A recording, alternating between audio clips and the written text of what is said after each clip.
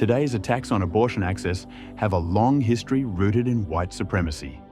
In 1851, Sojourner Truth delivered a speech best known as "Ain't I a Woman?" to a crowded audience at the Women's Convention in Akron, Ohio.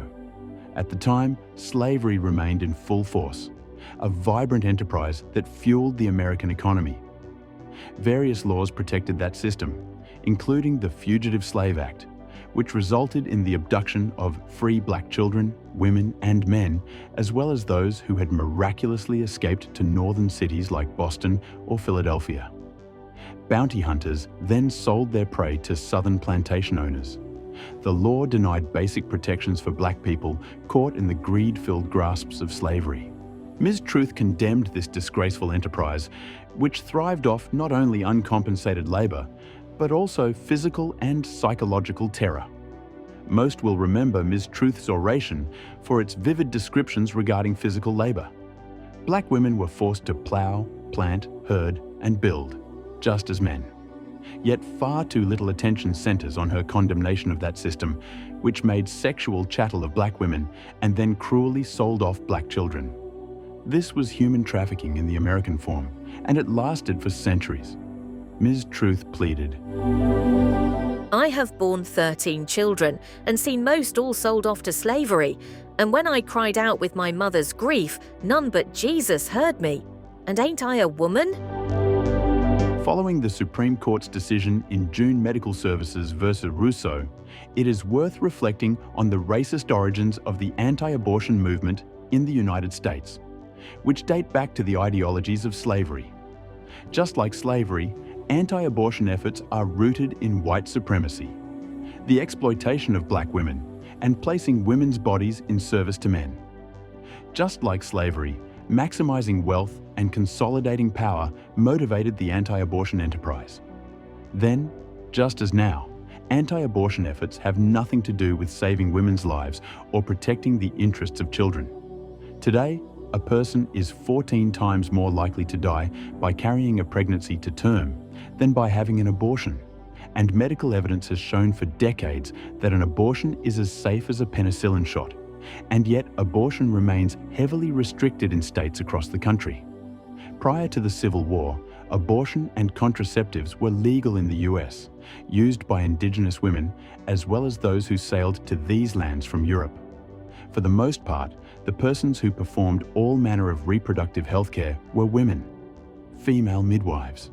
Midwifery was interracial. Half of the women who provided reproductive health care were black women. Other midwives were indigenous and white. However, in the wake of slavery's end, skilled black midwives represented both real competition for white men who sought to enter the practice of child delivery, and a threat to how obstetricians viewed themselves. Male gynecologists claimed midwifery was a degrading means of obstetrical care. They viewed themselves as elite members of a trained profession with tools such as forceps and other technologies, and the modern convenience of hospitals, which excluded black and indigenous women from practice within their institutions. History would later reveal that it was literally on the backs of black women's bodies that such tools were developed. Dr. Marion Sims famously wrote about his insomniac-induced epiphanies that stirred him to experiment on enslaved black women, lacerating, suturing, and cutting, providing no anesthesia or pain relief. Only recently have the terrors that black women endured through non-consensual experimentation by gynecologists of the 19th and 20th centuries been acknowledged. Successful racist and misogynistic smear campaigns, cleverly designed for political persuasion and to achieve legal reform, described black midwives as unhygienic, barbarous, ineffective, non-scientific, dangerous, and unprofessional. Dr. Joseph DeLee, a preeminent 20th century obstetrician and fervent opponent to midwifery, stated in a much-quoted 1915 speech, "Progress toward ideal obstetrics. The midwife is a relic of barbarism. In civilized countries, the midwife is wrong, has always been wrong. The midwife has been a drag on the progress of the science and art of obstetrics. Her existence stunts the one and degrades the other. For many centuries, she perverted obstetrics from obtaining any standing at all among the science of medicine. Even after midwifery was practiced by some of the most brilliant men in the profession, such practice was held opprobrious and degraded. At the root of these stereotypes were explicit efforts to destroy midwifery and promote white supremacy. As the surge of lynchings, separate but equal laws, police violence, and the decimation of successful black communities during Jim Crow revealed, black Americans post-slavery suffered greatly due to white supremacy, as did Chinese and Japanese workers and their families. Indeed, the racist campaigns launched by doctors against black midwives extended to anti-immigration legislative platforms targeted at Chinese and Japanese workers. The Page Act, which restricted Chinese women from entering the United States, is a part of this shameful legacy. This broader 20th century anti-Chinese campaign became known as Yellow Peril. DeLee and Horatio Storer urged white women to spread their loins across the nation, a dog whistle about the threat of too many blacks and Asians in the US. Gynecologists explicitly revealed their motivations in undermining midwifery. They desired financial gains, recognition, and a monopoly. As Dr. DeLee wrote in a 1916 article published in the American Journal of Obstetrics and Disease of Women and Children, there is high art in obstetrics, and that it must pay as well for it as for surgery.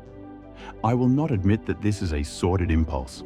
It is only common justice to labor, self-sacrifice, and skill. They believed that men should be paid, but not women, particularly not black women. To better understand racial injustice in the anti-abortion movement, remember that American hospitals barred the admission of African Americans both in terms of practice and as patients. And the American Medical Association, AMA, barred women and black people from membership.